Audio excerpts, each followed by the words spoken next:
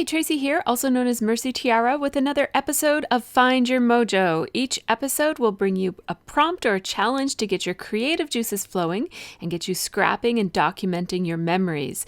This time, the prompt is to scraplift yourself. That's right, I want you to take a look through your old scrapbooks and find a layout that you love or that just uses design elements that you love and would like to revisit. This album is one that I scrapped in 2011 and into 2012, and I just started scrapbooking in 2009. So at this point, I was 2 years into the hobby, and really, as you can see, I was playing a lot with pattern in these pages. I'm thinking I might want to scraplift that one with the horizontal stripes. And just having a look, and now this one, the Halifax Seaport Market one, really grabs my attention as well. I like the vertical strips in this one. I'm going to take a quick look at what other options are in this album for scrap lifting, and I'm really leaning towards that Halifax Seaport Market one, but I'll just have a flip and just see some of the things that I was doing back then, some of the ideas that I had. I was playing with different collections and using some mixed media. I have a full 12 by 12 photo there.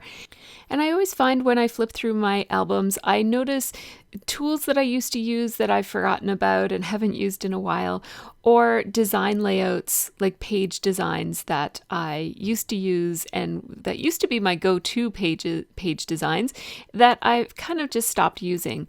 And so I am actually going to go back to that Seaport Market layout, and here's the photo that I took way back in 2011 of that layout. And what I really love about this one is those vertical strips. I like how I used sewing to accentuate the vertical strips, the sewing in the black that also adds some contrast to this page.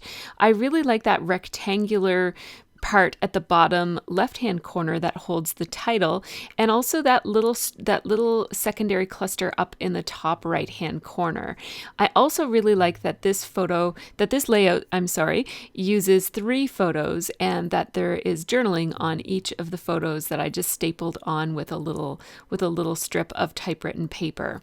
Now, I may not scraplift all of those features of this layout, but I'm definitely going to use this layout as my inspiration. Now, I have these 3 photos, and before I get started, I just wanted to show you, whoops, sorry, my camera isn't working very well there. My camera doesn't like white very well, and this photo has a lot of white. So you'll notice that my daughter's face in the photo on the left is quite dark, and in the photo on the right, it's the exact same photo. I just fixed it up using the SnapSeed app, and so I thought I would just show you just how easy it is to use that app. It's one of my favorites. So I have a folder here called Photography.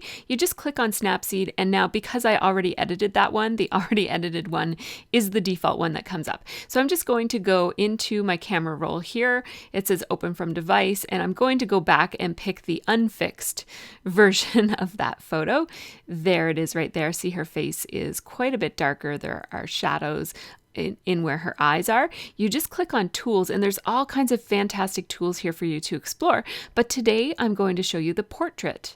So you just click on portrait there, and portrait, what it does, see, it just automatically fixes up her face. It knows right where her face is. And this is, so you can go back and have a look at how it looks with no effects on it.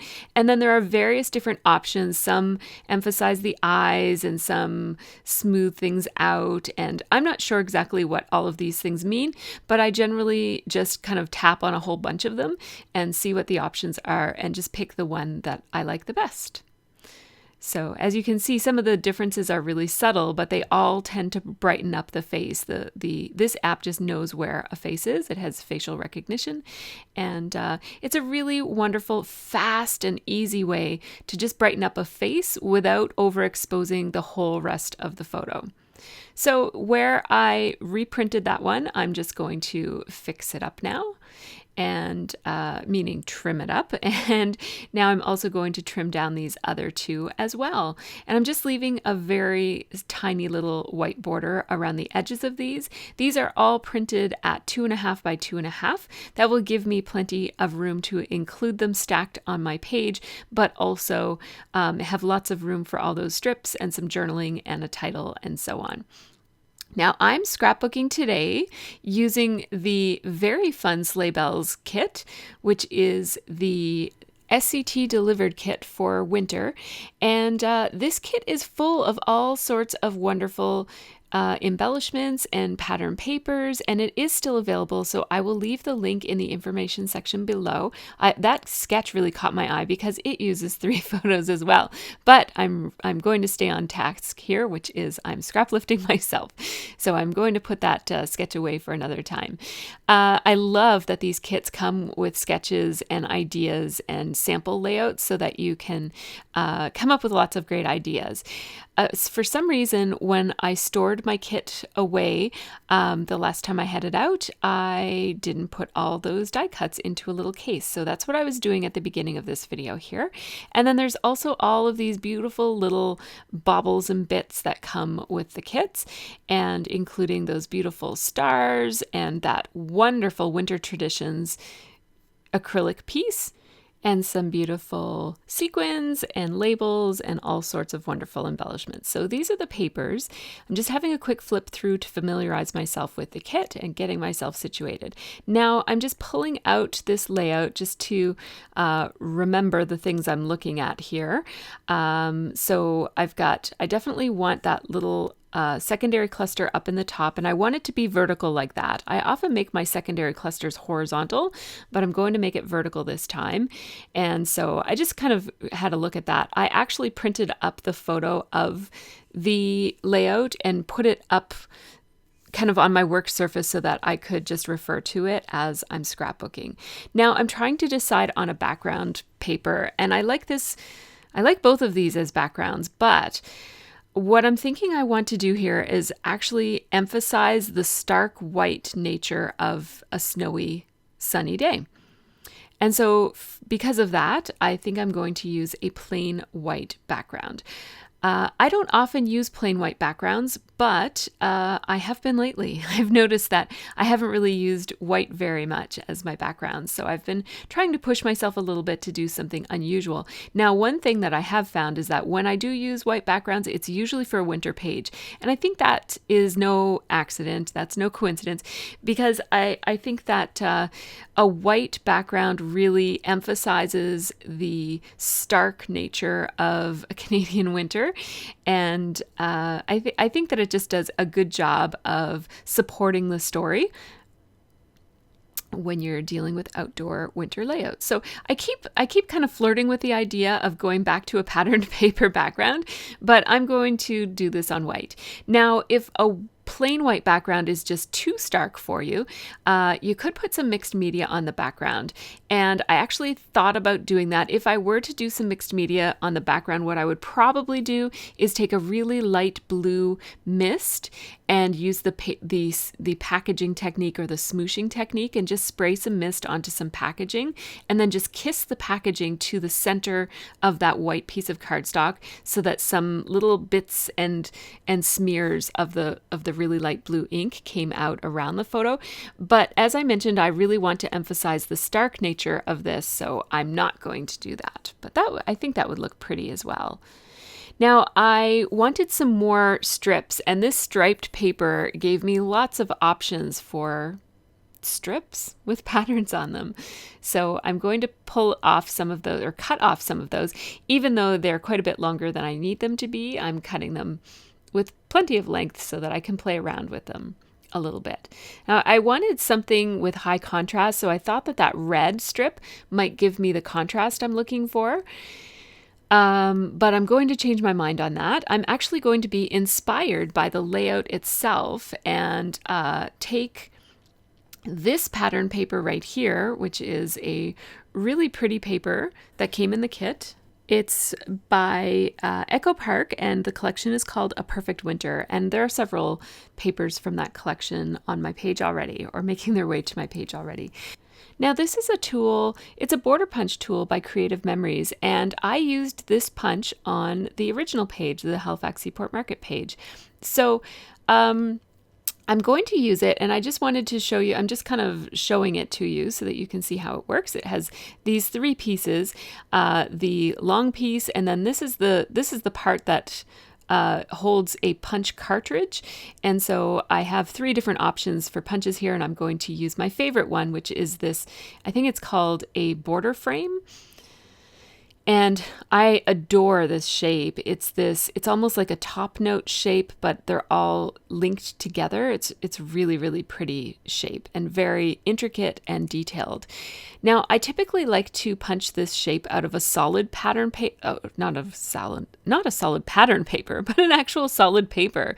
But in this case, I decided to go ahead and punch it out of this patterned paper. But in order to emphasize the shape of it, I am going to outline all those little intricate details around the edges of that punch. Now, that might sound really tedious to you, and it kind of is tedious. But if you go really quick and just kind of have like a loose wrist as you do it, it doesn't take as long as you might think it might take, and it really does add quite a lot to the detail of this piece and makes it look really nice on the finished layout. And if you were looking for an alternative to this, you could ink the edges with one of those foam blending tools with a little bit of red or black or ink that coordinates with your project. I would probably choose red in this case, or maybe black. So there you go. That wasn't so long, was it?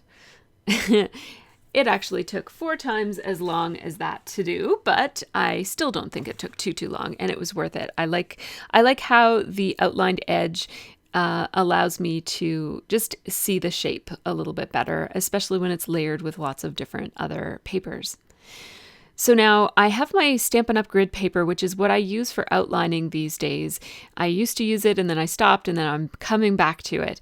And the reason I use that for outlining is so that if I accidentally go off the edges of the page, I'm not messing up my craft mat that I usually work on. I don't mind messing up a piece of paper quite so much. Actually, at all. I don't mind at all.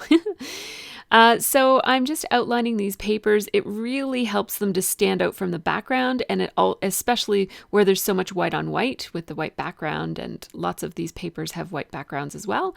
So it helps them to stand out from each other and from the background, and it gives it a Mercy Tiara look. I've been doing this for many years now, and it's my preferred look. So that's what I'm doing there. You could also ink the edges or just leave them plain. Now that I've decided on the lengths, I'm just adding the outlining to the tops and to the bottoms. And I'm going to spend quite a bit of time making these look like they were just thrown on the page. And I really love the contrast that this darker blue one gives. It just kind of pumps up the contrast on it and really stands out. And it helps the others stand out too in contrast to it. So I'm just using a tape runner to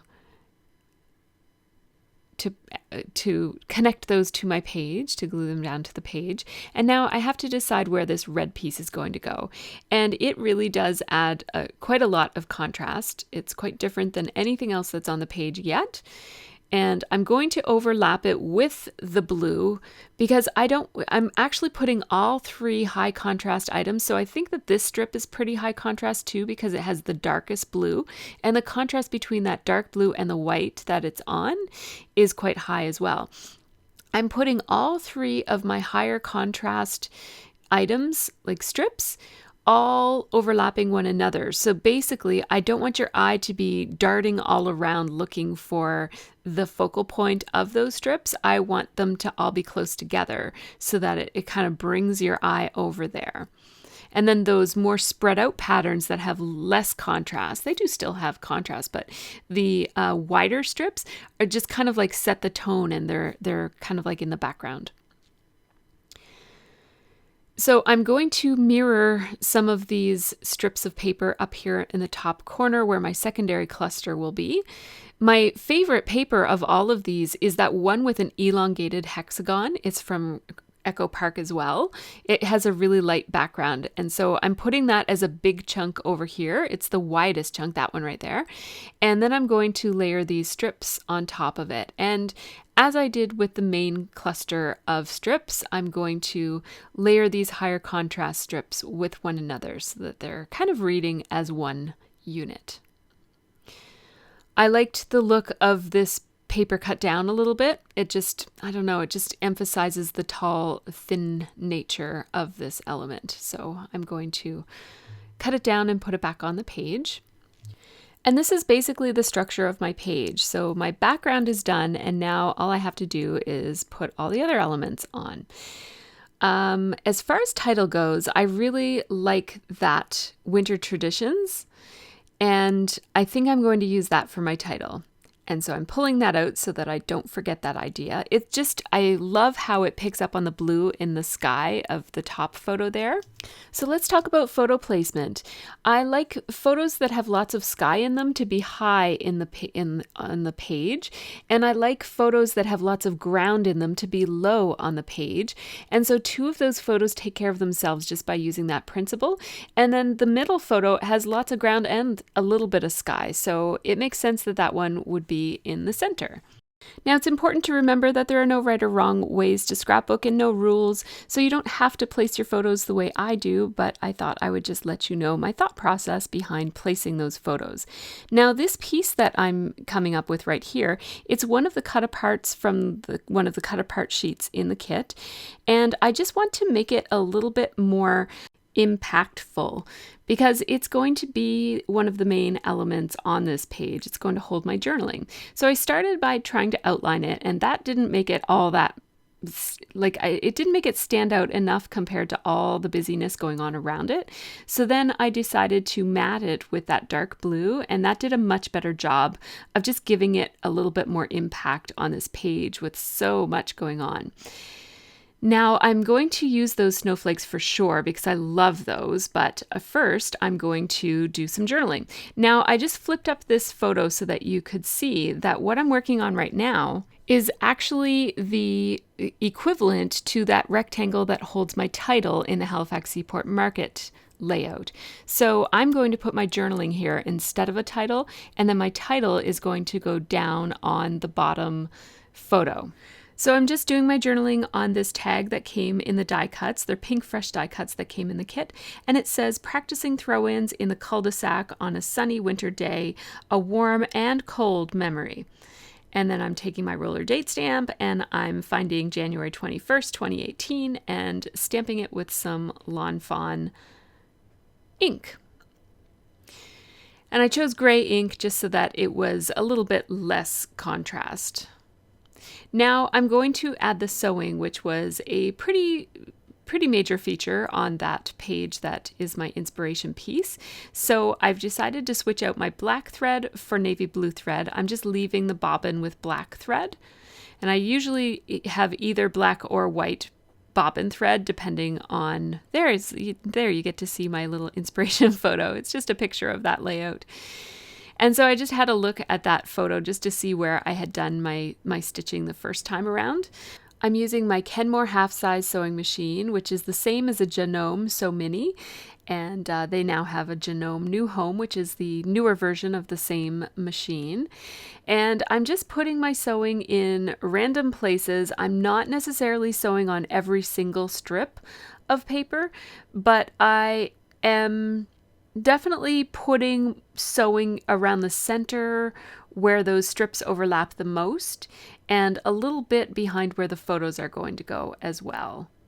I'm just basically making it pretty random. I'm putting a little bit of sewing here, but it's going to be covered up anyways. But you don't know these things necessarily. So I just err on the side of putting plenty of sewing everywhere and hopefully some of it will show. Now I just have to go back and add some sewing to that secondary cluster. I'm only going to sew 2 strips down this cluster. It's a smaller cluster, so the sewing tends to have a little bit more impact without me adding a ton of it. And I was just consistent in terms of which strips I discontinued the sewing off onto the white background and which strips I started midway through the strip. And again, that's a little detail that no one would ever notice. So you don't really have to do that. That's just something that makes me happy. So that's what I do. This is some washi tape, probably not the best washi tape to use for this. I just like to tape down my stray sewing on the back side because my layouts go through a lot before they make their way into my album, and I don't want any of the sewing to come out because I don't use any back stitching. But this tape is really not very sticky, and anyhow, I should have picked a better washi tape or else just not done it at all, but that's okay. So here we go. The structure is done and I am ready to get started with actually gluing other things down onto this page. Oh, I had a moment of flirtation with a border all the way around this, but for this kind of a layout, I like it to not have a border. So, I'm basically just adding the adhesive on the edges of these photos. I thought actually about turning up the edges of them and making them look like they're kind of curled up older photos, but I decided not to. Not like distressed or anything, but just kind of curled up, but I decided not to. And then with the photos all lined up and with stitching behind and around it, I just thought it looks kind of strange that they're not stitched down because there's so much stitching behind and around them. So I'm going to make 2 lines of stitching that basically connect my photos onto the page and add that little bit of detail on top of the layers because the photos are, at least in some places, the top layer. So I like how that looks. And I like that it kind of, the stitching pulls everything together and makes the photos look like they belong on the page. Now I do have a tag and I like to always put strings in my tag, so I just grabbed some Stampin' Up! White twine. I'll put it through the hole, loop it through, and cut it right where the string bends from having been on that card. Now I'm going to pop this up with Stampin' Up! Dimensional adhesive and layer it on top of the sentiment. Basically, this card holds my journaling, but it also covers the sentiment. It's not a holiday sentiment, it's a winter sentiment, but I still just don't need a sentiment there, so...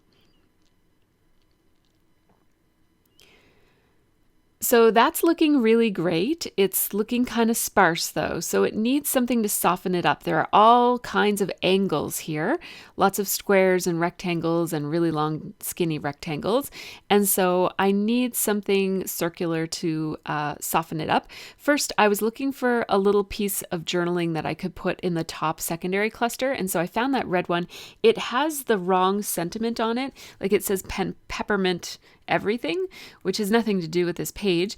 So I will show you a little trick about how to fix that. First, I'm going to glue down my title and do a little bit of embellishing.